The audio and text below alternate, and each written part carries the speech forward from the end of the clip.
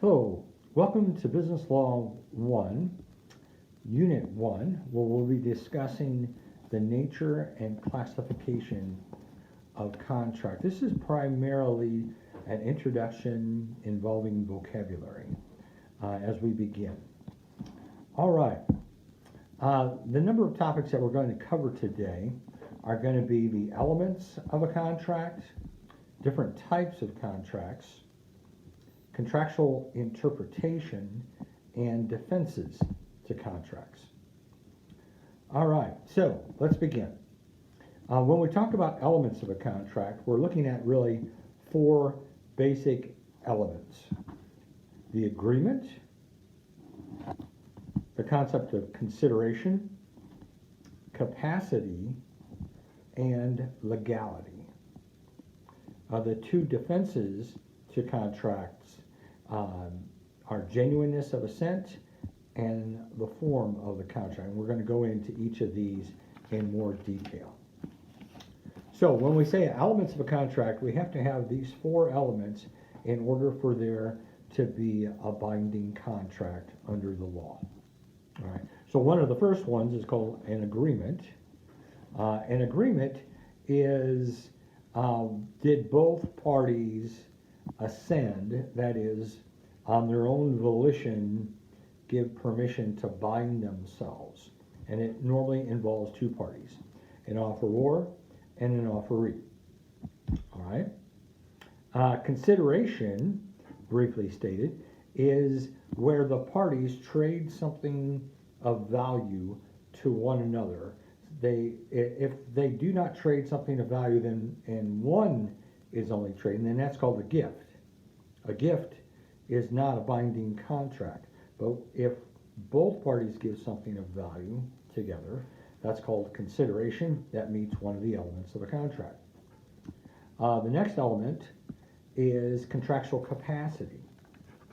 Capacity is, does the individual binding themselves to the contract understand or have the capability of understanding the gravity of what they're entering into, that they are actually binding themselves. So we'll go into each of these in more detail later on in the semester. But for example, an intoxicated person or somebody who is on some type of medication, that may negate their ability to comprehend or have the capacity to understand that they're entering into a binding agreement. So capacity, another way of saying that, is understanding what they're entering into. The last element that is required is legality. That is the contract that the parties are entering into. Is it of a legal nature? For example, you can't form an enforceable contract if you're contracting for illicit drugs. All right, so cocaine or any of those types of drugs, and you entered into a contract because the nature, the subject matter of what is contracted is illegal, the contract is not enforceable. All right, and there's all sorts of other examples of that, which we'll get into later on. Defenses. I had mentioned defenses previously. The genuineness of assent. People can assent to a contract, but sometimes they're ascending against their will. Like they might sign, but they might have, for example, a gun pointed to their heads. If you don't sign this contract, I'm going to shoot you. Well, because of that, their assent was not genuine. All right, so they have to, when we say ascend, it has to be of their own free volition and will to sign off on a contract to bind themselves. And then finally, form is another defense. Some contracts, not all, in fact, most contracts don't require a form, but some contracts do require a form. So, for example, if you sell real estate, any real estate contract must be in writing. All right? Some contracts don't have to be in writing. For example, we could do a verbal contract, an oral contract, and it could be enforceable. Some contracts, however, require a certain form, and if they don't meet that form, then it's a valid defense that the contract is not enforceable. All right, next topic I'd like to discuss is types of contracts. All right, well, this is not an exhaustive list of the different types of contracts. This is just kind of a brief foundational list, and this is mostly vocabulary. The first set of terms that I'd like to present is the distinction between a bilateral contract and a unilateral contract. A bilateral contract arises when a promise is given in exchange for a promise. In other words, nobody has acted yet. All that they have exchanged are promises. Okay, so the example in the outline is Fred promises to deliver a car to Sam, and Sam promises to pay Fred an agreed price. A promise for a promise. All right, that can be a binding contract, meeting the requirements of an agreement. The other type of contract, keep in mind, we're just learning vocabulary. The other type is called a unilateral contract. Let me read you the definition. A unilateral contract arises when an offer can be accepted only by the offeree's performance. In other words, one party is promising, but the other party has to perform in order for it to be a binding contract. Let me give you the example. Fred offers Sam $15 to mow Fred's yard. Let me repeat that. Fred offers Sam $15 to mow Fred's yard. Okay. Fred has made a promise. Sam, in order to accept that, must go ahead and act or perform. And when they do perform, then that becomes the agreement, which is the necessary element to the contract. All right. Let's go on to other vocabulary terms. I'd like to make the distinction between an express contract, an implied in fact contract, and a quasi or implied in law contract. Let's group those three vocabulary terms. All right, express contract could be both oral or it could be in writing. Once again, some contracts require writing, not all do. But if it's verbalized or in writing, then it's considered an express contract. An implied in fact contract, let me read the definition, contract formed in whole or in part by the conduct as opposed to the words of the parties. All right, so for example, there might be past history where these two parties have contracted together and they've kind of built up enough history with one another that they don't necessarily put it in writing, or they don't even verbalize it. They just continue to send the goods and then they send the money. All right, and they've done this every week for 10 years. All right, even though there is no written or oral contract, we can still decide that there's a contract based upon the past performance and that it's implied by the facts that have occurred between the relationship. Another example, or the third one in this category, is quasi, which is just Latin for implied in law. All right, and this is where the court is going to determine that there was a contract, even though it's not expressed, and even though it's not implied in fact. Let me give you an example. Let's say I want to rent a house from you, and that requires Well, it's just a lease. Leases need to be in writing. But from my perspective, we had an agreement that if I'm paid, instead of $200 a month, I agreed to pay $1,000 a month, and at the end of 5 years, I would own the house.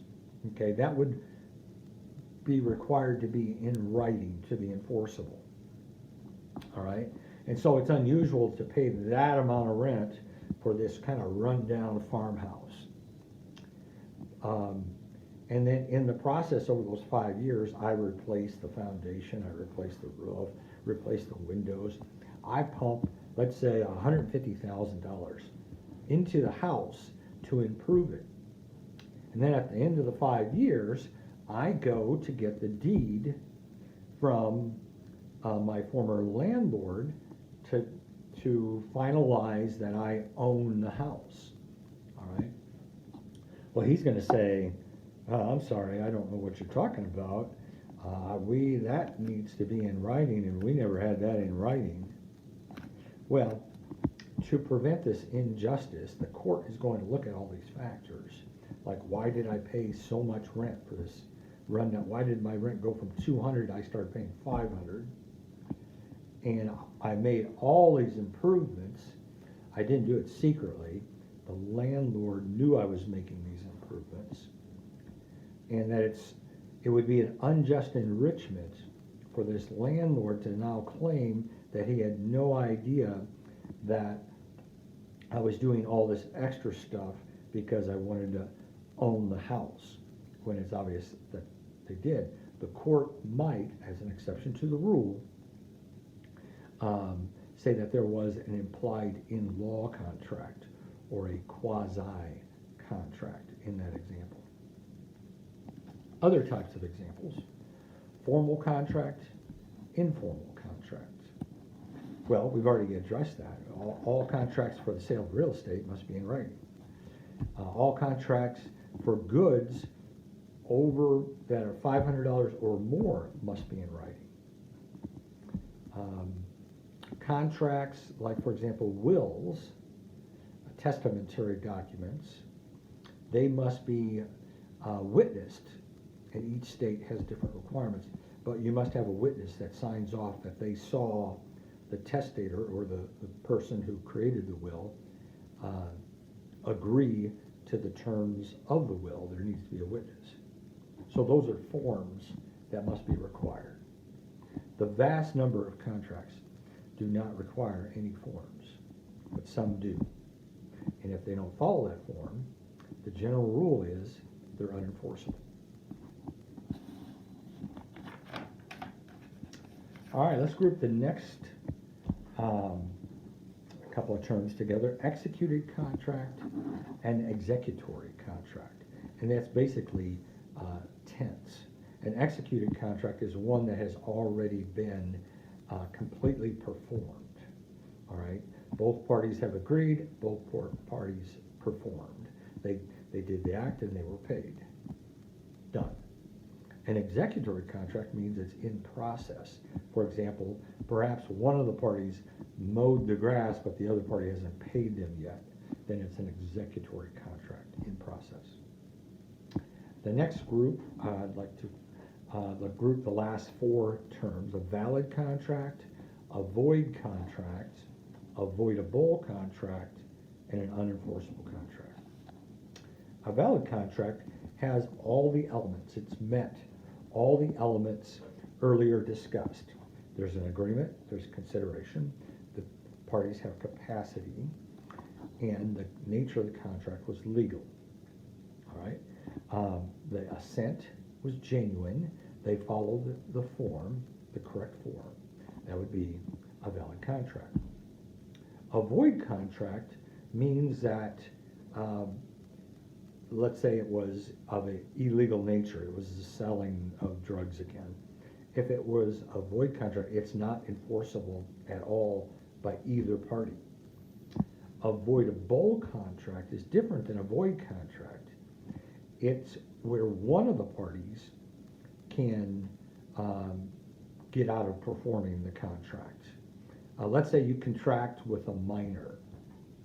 I'm an adult and I contract with the 17-year-old to sell them my car. Well, a 17-year-old is not an adult in the eyes of the law, and they lack capacity to enter into a contract. So they could void that contract. It's voidable from their perspective. It's not voidable from the adult perspective. So voidable means one of the parties can get out of the contract. Finally, unenforceable contract. A contract, unenforceable is very similar to a void contract. It's rendered unenforceable by some statute. All right, and once again, the same example, oral contracts for the sale of real estate are unenforceable as a general rule. All right, there are exceptions, which I previously discussed. Unenforceable contracts, another example, once again, is if you contract for something that's of an illegal nature, you can't go into court and argue before the judge that, hey, I had a contract with this guy to rob the bank, all right, and he refused to rob the bank with me. I'd like to sue him now for damages. Unenforceable contract, because the nature of what was being contracted for was illegal, so it's unenforceable. All right. The last topic is contract interpretation. And this is where we get into the doctrine of the objective theory of contracts. And that is, how do we interpret contracts? How do we determine what the parties intended? Well, we look at the objective facts. We look at the plain language of the contract. We look at the objective facts of the contract, and we don't allow the parties to bring in subjective understandings or subjective interpretations. We look at the document itself, all right, and that's called the objective theory of contracts. So, for example, under the objective theory of contracts, the intention to enter into a contract is judged by outward objective facts, okay, as interpreted by a reasonable person. So the standard is, what would a reasonably prudent person understand this contract to mean? Okay. When we answer that question, we can then answer what the intent of the parties was. All right. So what are some of the things that we look at? We look at the words of the parties. We look at the actions of the parties, the circumstances surrounding the agreement, and how would a reasonable person interpret all those facts. Now, if you go on to the final page of your PowerPoint, you will see 10 rules of interpretation. And I'd like you to go over those. I'm just going to highlight a few, but I'm not going to go over every one in detail. All right?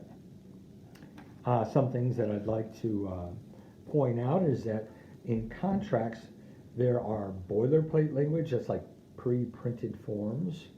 Then there are typed in parts to the contract, and then there are handwritten parts to a contract sometimes. Well, handwritten trumps typed written, or typed print, and then typed trump pre-printed forms. So if there's a conflict between the pre-printed, the typed, and the handwritten, that's the order of priority. All right. Specific terms, like, for example, different contracts for different industries can use industry language. Specific terms prevail over general terms. Words are given preference over numbers or symbols. So, for example, when you write a check, the bank has you write out like $1,000, ONE space thousand, THOUSAND. And then in a little box off to the side, they have you write the number 1000.00. Well, one of the rules of interpretation is words trump numbers or symbols. Okay, so that contract for that check would still be enforceable, even though that error is there, and the controlling language would be what was written out in words.